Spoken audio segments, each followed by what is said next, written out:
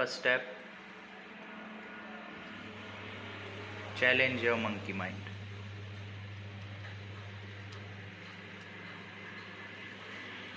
Second step, knowledge gathering according to the demands of the examination.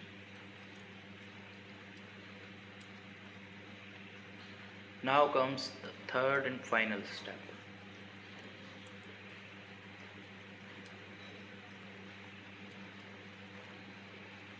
Steps तीनों ही important हैं, but the third and final step is where the actual work begins.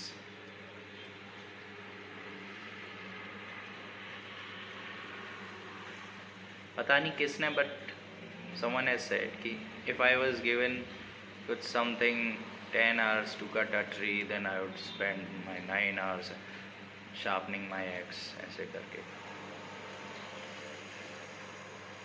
and the rest 1 hour to chop it down. तो वैसे ही इस exam को या किसी भी एग्ज़ाम को क्लियर करने के जो भूमिका तैयार करना जिसको कहते हैं, वो थे ये फर्स्ट और second step. But the actual work of chopping down the tree starts in this third step, which does not mean that step 1 and 2 were useless and you can skip those, because if your axe is not sharp enough, then you can never chop down a tree. So the third and final step is that using your knowledge which you have gathered, you have to learn the methods to apply that knowledge in the exam hall in such a way that you can garner more marks as compared to the others sitting in that hall.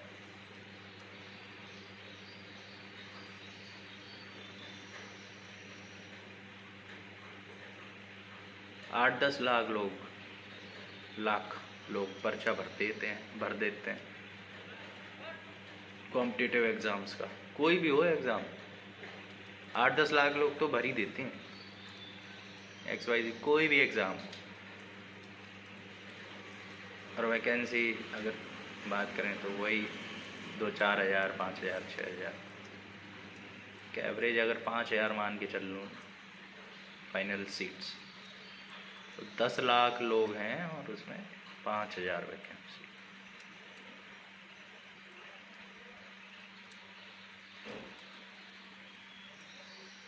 Zero 0.5% मान सकते हो ratio. अब एक classroom में जब हम exam देने जाते हैं तो वहाँ पे अक्सर 30-40 इतने ही कैंडिडेट बैठते हैं एक एग्ज़ाम हॉल में. 30-35 मान लो. तो अगर आपका फाइनल सिलेक्शन होना है तो 0.5% चांस था. तो अब देखिए, जिस एग्ज़ाम हॉल में आप बैठे हो, नॉलेज उन सब के पास है, आपके पास भी है, लेकिन अगर इस स्टैट्स से एक तरीके से समझने की कोशिश करें तो उस पूरे हॉल में जितने भी कैंडिडेट हैं 25, 30, 35, उन सबको आपको बीट करना है. फिर भी आपका सिलेक्शन नहीं होगा. क्यों? क्योंकि चांसेस 0.5% है, विच मीन्स अपने हॉल के आगे वाले 2 हॉल और पीछे वाले 2 हॉल, या कहें कि दाएं के 2 हॉल और बाएं के 2 हॉल, और अपना खुद जिसमें आप बैठे हो, इन 5 एग्ज़ाम हॉल्स में जितने भी कैंडिडेट्स बैठे हैं आपको उन सबको बीट करना है, उन सब से बेटर मार्क्स स्कोर करने हैं, तब आपका सिलेक्शन होगा.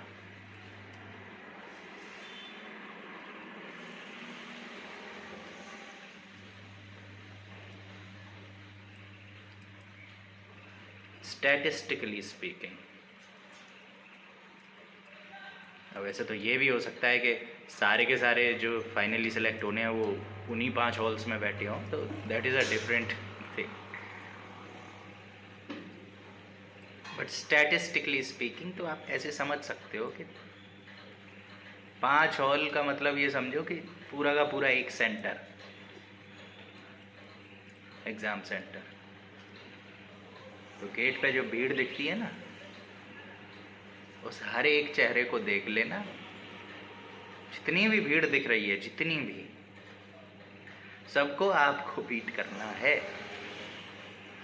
आपको इन सब से ज़्यादा मार्क्स लाने हैं। This is the third and final step to prepare yourself to utilize the knowledge which you have gathered in such a way that you beat all of them। और इसका एक सिंपल फॉर्मूला है, simple simple simple formula.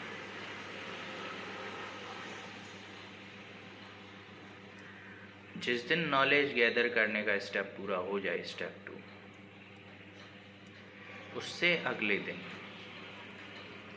Start practising.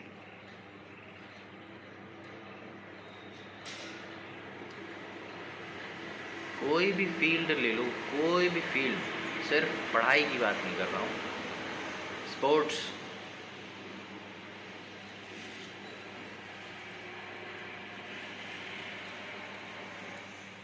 किसी भी sport में, sport सीखने के लिए टाइम नहीं दिया जाता है।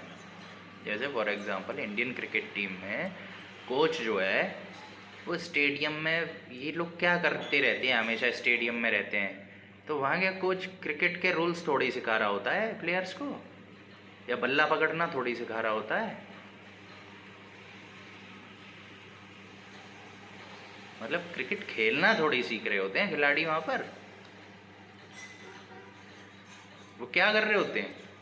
प्रैक्टिस।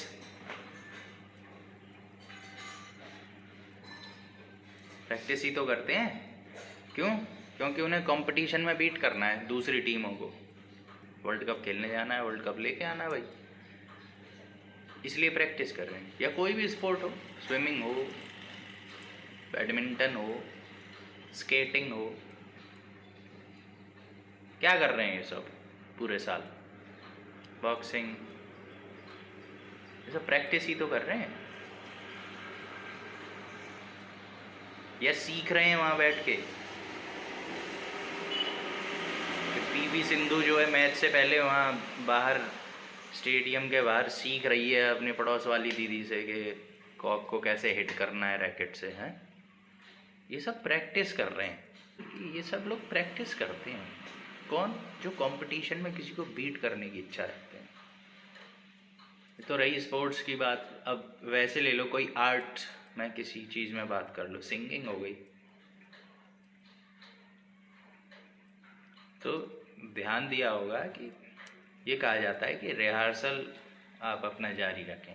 कोई भी जजेस भी होते हैं या कोई गुरु होता है तो शिष्य को यही बताता है कि आप अपना रिहर्स ऐसे करो, वैसे करो। क्योंकि गाना कैसे है वो तो झट से सीख लेता है कोई भी, बट उसको और बेहतर कैसे गाना है ये रिहर्सल से आता है, यानी प्रैक्टिस। रिहर्सल क्या है? Repetitive action of that sport और that art, that is rehearsal. Repetitive action, practice of the same act. वही एजुकेशन के कॉम्पिटिटिव एग्ज़ाम के फील्ड में नॉलेज गैदर कर लेने से आप कॉम्पिटिटिव एग्ज़ाम नहीं बीट कर पाओगे।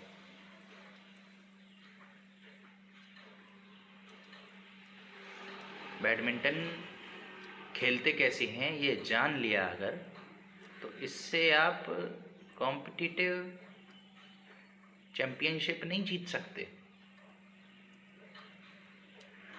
हाँ, you can have fun while playing badminton with your friends, लेकिन कंपटीशन नहीं बीट करोगे, उसके लिए प्रैक्टिस करनी पड़ेगी। वैसे ही मैथ्स के टॉपिक सीख लेने से, रीजनिंग की किताब पढ़ लेने से आपका सिलेक्शन नहीं हो जाएगा। हाँ, आप प्रीवियस ईयर पेपर को उठाएंगे तो आप देख के ये ज़रूर महसूस करेंगे कि यार ये तो मुझे पूरा आता है, बट सिलेक्शन नहीं होगा उससे आपका। यही थर्ड स्टेप है, प्रैक्टिस।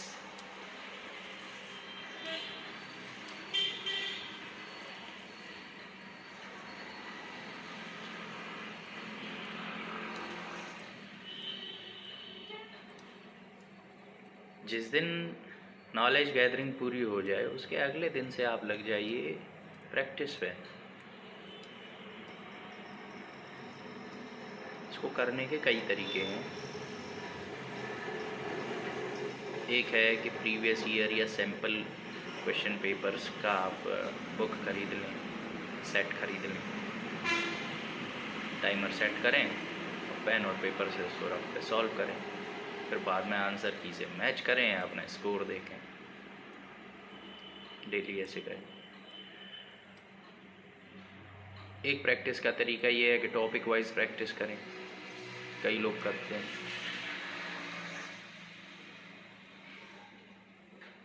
कि मुझे तो रीजनिंग में पज़ल की प्रैक्टिस करनी है, और वो पज़ल के ही क्वेश्चन करे जा रहे हैं टाइमर सेट कर करके।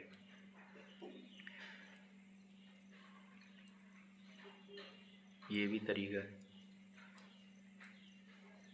जैसे क्रिकेट में है ना कि भाई किसी को अपने स्वीप वाला शॉट है और उसको प्रैक्टिस करना है कि उसको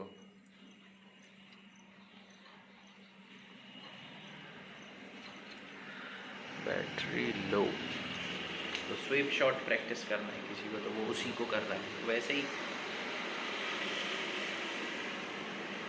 और एक मिनट, वीडियो चल रहा है या नहीं। तीसरा और सबसे बढ़िया तरीका है वो ये है कि क्योंकि एग्ज़ाम जिस फॉर्म में होना है उसी फॉर्म में हमारी प्रैक्टिस होनी चाहिए। तो एग्ज़ाम होता है ऑनलाइन, तो ऑनलाइन मॉक टेस्ट खरीदो, कोई कंजूसी मत करो।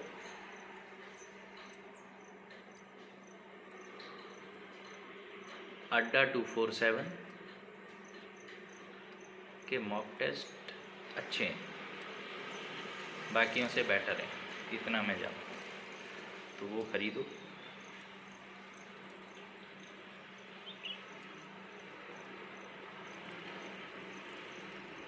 और डेली जितने हो सकें 1, 2, 3, 4 मॉक टेस्ट, तो प्री के जब आपके प्री क्लियर होने लग जाए, आपको समझ में आ जाए कि हाँ प्री तो मैं निकाल लूँगा, तो मॉक, फिर मेंस के मॉक्स पे आ जाओ। मेंस का लेवल प्री के कंपैरिजन में बहुत हायर होता है। तो पहले तो स्टेप वाइज चलेंगे, तो पहले प्री क्लियर करने लायक हमारी कैपेसिटी हो जाए, तो पहले तो प्री के ही मॉक प्रैक्टिस करने हैं डेली। इसमें फ़ायदा ये है कि उसमें ओवरऑल रैंक भी दिख जाती है, 8-10 हज़ार लोग उस मॉक को दे रहे हैं, और वो सीरियस कैंडिडेट्स ही होंगे जो पैसा खर्च करके टेस्ट खरीद रहे हैं और उसको दे भी रहे हैं। वही सीरियस कैंडिडेट्स हैं जिनसे हमारी फ़ाइट होने वाली है रियल एग्ज़ाम में। तो ये तो अच्छा है कि उनसे पहले ही टेस्ट मैच हो रहा है हमारा, तो उसमें रैंक आ जाती है। टेस्ट दिया आपने, अपनी रैंक देख ली, तो 10,000 में से आपकी कौन सी रैंक है, 1200 रैंक है। अच्छा, उसमें भी सेक्शनल रैंक भी होती है, तो आपको ये भी पता चल जाता है कौन सा सेक्शन आपका वीक है, कौन सा स्ट्रॉन्ग है। जो वीक है उस पर वर्क करो। अगर लैंग्वेज वीक है तो उस पर कोई ख़ास ज़रूरत नहीं है वर्क करने की, उस पर ज़्यादा वर्क हो नहीं सकता, मतलब वर्क ज़्यादा करना पड़ेगा, आउटपुट उतना नहीं आएगा जितना टाइम इन्वेस्ट हो जाएगा। तो उस टाइम को दूसरे टॉपिक्स में इन्वेस्ट करो, जैसे जीके, रीजनिंग और मैथ्स, तो इनको इम्प्रूव करो। डेली बेसिस पे इम्प्रूवमेंट करो। जो क्वेश्चंस गलत हो रहे हैं या जो आपसे स्किप हुए या आपको टाइम कम पड़ गया तो अपनी स्पीड बढ़ाओ, या जो रॉन्ग हो गए तो उनको देखो, उनके सॉल्यूशंस, उन टॉपिक्स को फिर से बुक से पढ़ लो कि ये टॉपिक मतलब आपका स्ट्रांग नहीं है, आपको नहीं आ रहा है। इस तरीके से डेली बिल्ड करो। ये कुछ ऐसा है कि आपके पास एक बाल्टी है, आपने पानी डाला उसमें, पानी उसमें से पूरा निकल गया बाहर, तो आपने ये देखना है कि उसमें कहाँ लीकेज है, कहाँ उसमें जंग लगी हुई है, कहाँ उसमें छेद हो रखा है, कहाँ उसमें क्या दिक्कत है। तो आपने पानी डाला, उसमें से निकलने लगा बाल्टी में से, तो तुरंत आपने पकड़ लिया इधर छेद है। जैसे ट्यूब में पंचर जोड़ते हैं ना साइकिल के में, तो उसमें हवा भरता है, पानी में डालता है, देखता है कहाँ से बबूले उठ रहे हैं, वहीं पे वो पैच लगा देता है, फिर हवा भरता है और फिर डालता है, चेक करता है कि कहाँ से है, अब कहीं और तो नहीं है। तो अक्सर तो एक ही पंचर होता है, लेकिन कई बार मल्टीपल पंचर भी होते हैं, तो एक ही बार में सबको नहीं पकड़ लेता है, वो पहले एक को पकड़ता है, उस पर फोकस करता है, हवा भरी, एक पंचर पकड़ा, उसको पैच किया वहीं की वहीं, फिर हवा भरी, फिर डाला पानी, फिर देखा कहीं से लीकेज है क्या, फिर उसको पकड़ा, फिर उसको पैच किया।